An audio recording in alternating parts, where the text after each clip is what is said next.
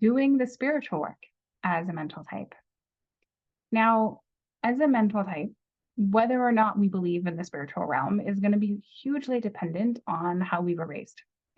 I was raised by a very spiritual mother, and while I didn't believe her version of spirituality, I never thought it wasn't real. I didn't know what it was, and I didn't like religion, and I didn't like the power and control dynamics, but I always believed there was more to this experience.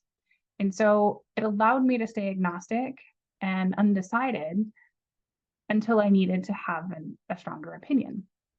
But if a mental person is raised by somebody who's completely atheist or tells them that there's nothing out there and it's just this physical world and is very, very science and tangible, must provide physical proof type of person, it's going to be a lot harder to be connected as a mental, because everything for us is logic based.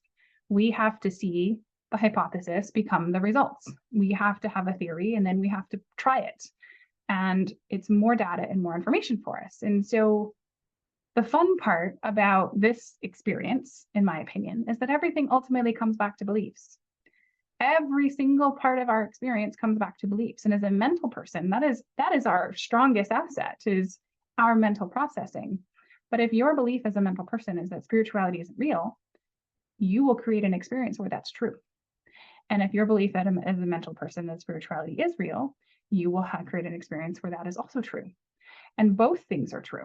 And so for a mental person, the spiritual work is to make that determination, to decide whether this is data points that is valuable for you or not, whether this is something you want to open up to the possibility of and start to receive information from, whether the truths of the universe, whether the quantum physics that they are starting to actually prove in real science are true, and whether or not this is something we want to bridge into our mental processing and our understanding.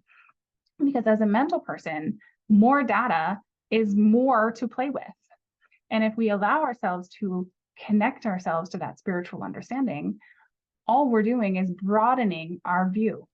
We're taking, instead of a 10-foot look at something, we're taking 1,000-foot look at something and starting to see a bigger picture of understanding.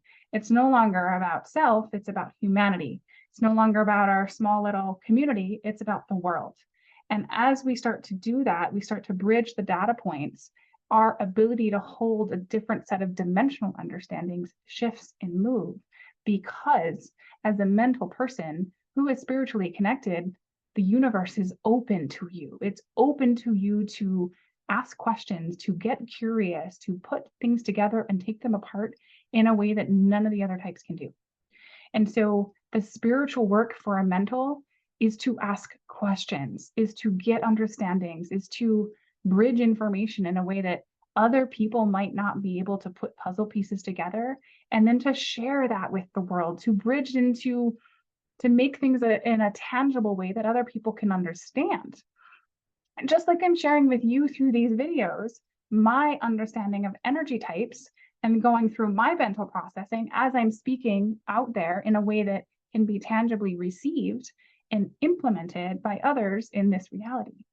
And so as a mental person, all of our scientific hypotheses, all of our results, all of our understanding is meant to be shared and is meant to be bridged in a way that we can, somebody, either ourselves or others, can take action upon.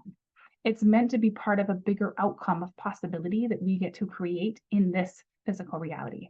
And so the spiritual work is very important for a mental, should they desire to impact more than their individual realities.